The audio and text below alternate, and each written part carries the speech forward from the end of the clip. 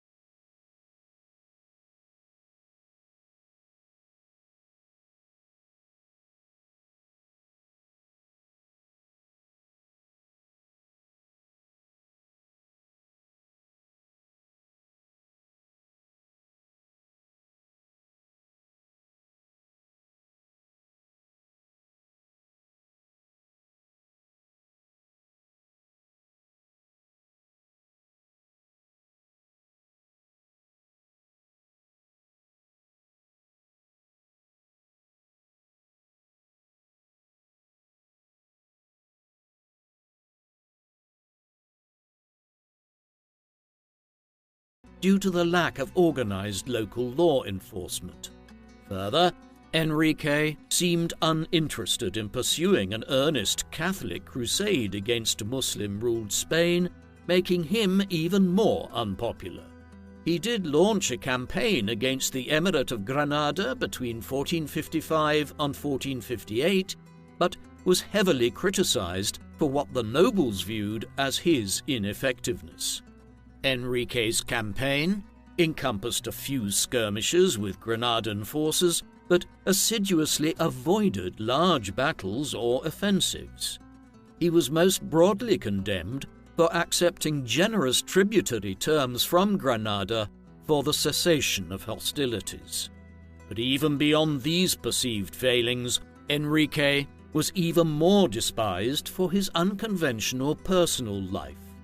His marriage to Blanche II of Navarre was annulled in 1453. Both Enrique and Blanche submitted that their marriage had never been consummated, which it may well not have been, seeing as it produced no children in 13 years. Less than a year after the death of his father, Enrique married Princess Juana of Portugal. 6 years later, in 1462, Juana gave birth to a daughter, also named Juana, whom Enrique promptly proclaimed heir to the throne of Castile. When it came time for his queen's confinement in the late fall and winter of 1461, Enrique commanded that Isabel and Alfonso be brought to live at his court in Segovia to complete their educations, he said. Presumably, now that he was about to have an heir of his own, he wanted the other two infantas under his control as well. Alfonso was placed with a tutor and governor, and Isabel was initially placed in Queen Juana's household, where she attended the queen during her confinement and labor, and even became godmother to her niece, Princess Juana, at her baptism. Just 2 years later, the nobles turned on Enrique once again. A rumor had begun to spread amongst the grandes that Princess Juana had not been fathered by Enrique, but by his favorite and advisor, Beltran de la Cueva, Duke of Albuquerque. A powerful cadre of nobles now demanded that Enrique send away his wife, repudiate 2-year-old Princess Juana, who they scathingly nicknamed La Beltraneje, and declare his younger brother Alfonso heir to the throne, which, surprisingly, Enrique did in 1464. The most insulting of the king's critics referred to him as the impotent, the truth of which will likely never be known. While his 13-year marriage to Blanche of Navarre produced no children and his second marriage did not produce a child for 6 years, it is still possible that Juana was Enrique's daughter. Historians are more inclined to believe that Enrique IV was homosexual rather than impotent, as he showed much less interest in women throughout his life, even in his wives, than he did in the company of male favorites at court. It took Enrique less than a year to repudiate Alfonso as the future king and reinstate Juana as the Castilian heir. It did not help the king's case that his wife, whom he had sent away, gave birth to 2 illegitimate children with her lover Pedro de Castilla between 1465 and 1468. Enrique's reinstatement of Juana sparked a 3-year-long civil war. Numerous Castilian nobles and the towns they controlled declared for Alfonso. They enacted themselves, deposing King Enrique IV in the form of an effigy in a public spectacle which became known as the Farce of Avila, and proclaimed the 11-year-old King of Castile. Throughout all of this upheaval, the teenaged Isabel had quietly observed and learned a great deal from the political situation in her closely guarded royal residence in Segovia. Following Queen Juana's departure, Isabel was granted her own household and income. She lived a fairly sheltered life, restricted to the palace with several ladies-in-waiting as companions, but was kept well informed of Castile's political situation by powerful noble relatives and supporters of her brother's claim. Between the ages of 13 and 17, Isabel spent most of her time at her studies. In addition to her lessons in history, mathematics, grammar, and religion, Isabel also received lessons in music, dance, and embroidery. After attending morning mass, she and her ladies pursued these accomplishments daily. Another of Isabel's favoured diversions was playing chess, a game which she was said to have played exceptionally well. Her love of the game and the evolution of the game of chess itself during her lifetime deserves some discussion. Isabel's interest in chess and her reported mastery of the game has obvious implications for the impressive sense of political and military strategy for which she later became renowned.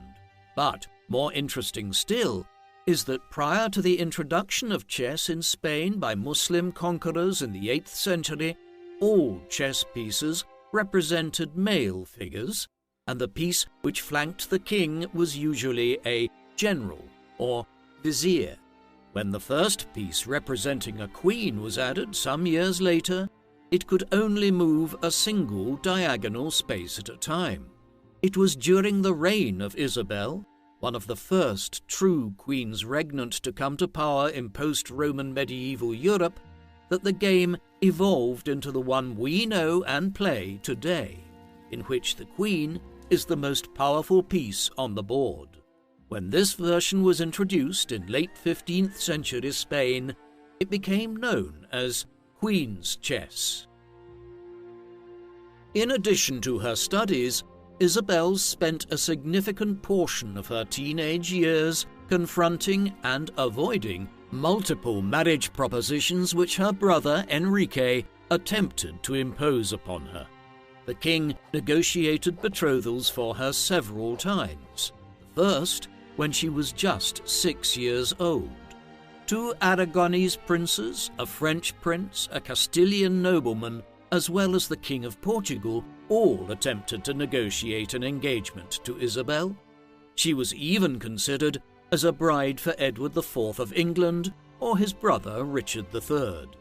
Ultimately, Isabel managed to avoid being married off by her older brother, whose sole interest in these affairs seemed to be making sure that his sister married someone who would cut her off from the power structure in Castile, removing her from the succession. 2 of Isabel's would-be suitors, Charles of Viana and Don Pedro Giron Pacheco, died before the marriages could take place. Charles was executed for treason by his own father, Juan II of Navarre, for leading a rebellion in Catalonia and attempting to marry Isabel, when Charles's own younger brother, Fernando of Aragon, had already been promised to her 3 years before. Isabel was just 15 years old and vulnerable when Enrique arranged her marriage to Don Pedro Giron Pacheco in exchange for an unprecedented sum of money, more than enough to finance the civil war in which Enrique now found himself embroiled against his younger brother Alfonso. Upon receiving word that her betrothal had been finalized and Don Pedro was en route to claim his bride, Isabel reportedly abstained from sleep and food for 2 days, praying ceaselessly that something would intervene to prevent the marriage. She received word on the morning her fiancé was supposed to arrive that he had suddenly fallen sick with bubonic plague during his journey and had died within hours. Isabel well and truly believed that God had interceded for her, and it gave her courage to resist any subsequent efforts on Enrique's part to force her into a marriage of his choosing. The civil war to establish Alfonso as the heir of Castile ended with the 14-year-old boy's unfortunate death. While it appeared that Alfonso had died of plague, the nobles supporting him suspected he had been poisoned. Rather than reconcile with the king, the rebellious nobles now transferred their loyalties to the 16-year-old Isabel, urging her to declare herself Queen of Castile. Young as she was, Isabel proved to be far more prudent and strategic than some of the nobles supporting her. Rather than become the new head of Alfonso's rebellion, she instead chose to negotiate and reconcile with Enrique. While she assured him that she revered him both as her king and her older brother, she also boldly reproached him for his treatment of her throughout her life. She accused him of withholding her inheritance left to her by their father. She reproached him for his attempts to force her to marry against her will and emphatically refused the marriage to the King of Portugal that Enrique was even then trying to negotiate for her. Bolder still, Isabel demanded that Enrique recognize her as his heir, since, she reminded him, he had already admitted publicly in 1464 that his wife had been unfaithful and that La Beltraneca was illegitimate. Recognizing that the tide had turned against him, perhaps permanently, Enrique accepted Isabel's terms.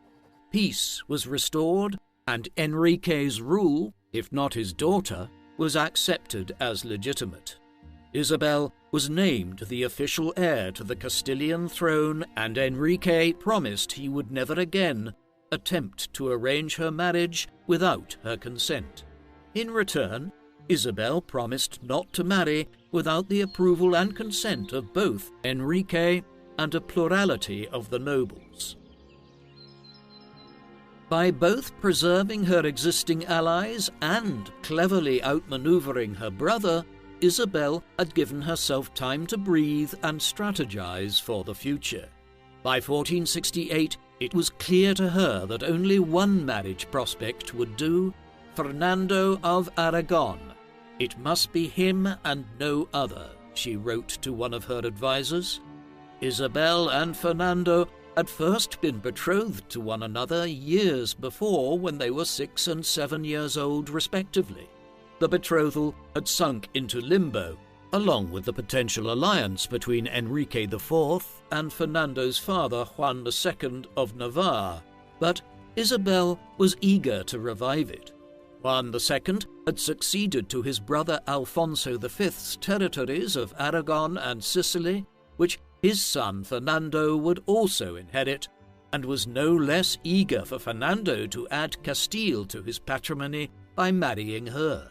Isabel, however, had no intention of simply surrendering her power to her husband, certainly not in the manner that Fernando or his father likely envisioned. In Fernando, Isabel saw a promising young man who could help her realize all of her ambitions.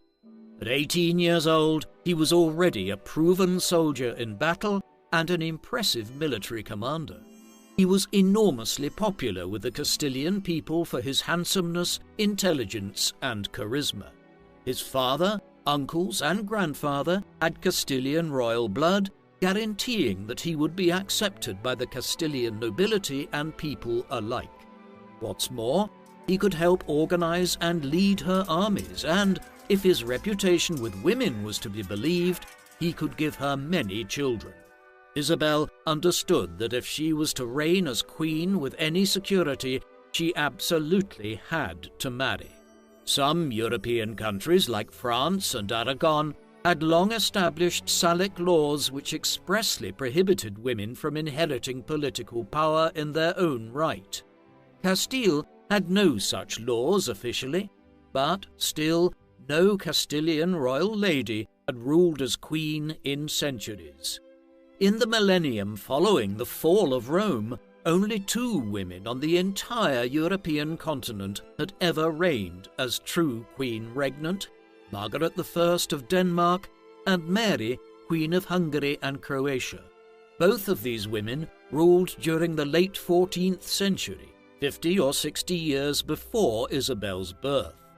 While Isabel would not truly be the first, she was certainly among the first women in many centuries to exercise such power in Europe.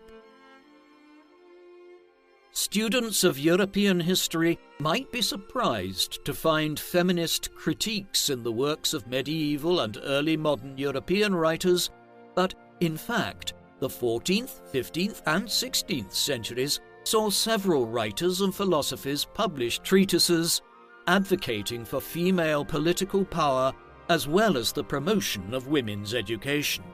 Christine de Pizan, poet, mystic, and one of Europe's first professional female writers, completed her Book of the City of Ladies around 1405, a text which could be found in the libraries of several powerful European royal and noble women by the 1500s. While he is better known for his research and writing on the occult, the German scientist and philosopher Heinrich Cornelius Agrippa wrote a similar text proclaiming women's intellectual equality with men and their fitness for education and leadership, entitled On the Nobility and Preeminence of the Female Sex. Agrippa dedicated this work to Margaret of Austria, a living and very fitting example of Agrippa's argument. Isabella of Castile was born into a world that was only just beginning to consider the extension of legitimacy to women's power and leadership. Her reign was the beginning of a notable trend towards female rulers in late medieval and early modern Europe. Reigning as queen regnant was a tricky business nonetheless. A medieval queen had to secure the throne with children to succeed her, and the only way to do that was to marry. On the other hand, marriage vows bound women to obey and defer to their husbands in all things, adding complications to the concept of a monarch's right to rule independently. While Isabel viewed marriage as a necessity for her purposes, she and her advisers ensured that she would retain her superior authority as Queen of Castile through the imposition of a carefully crafted marriage contract. While Isabel always took care to present their union as a scrupulously equal partnership, the marriage contract was designed to preserve Isabel's ultimate authority as Queen of Castile. The terms of the contract required Fernando to live full-time in Castile and never attempt to compel either Isabel or their children to leave. He was to respect Castile's customs and nobles, make no grants of land or estate, or issue any order or proclamation without Isabel's consent, nor enlist Castilian troops to fight for his territories of Aragon or Sicily. Both were designated as regents for their children in all of their territories in the event of the death of the other. Finally, the contract stipulated that Isabel and Fernando were honor-bound to lead a crusade against Muslim Granada.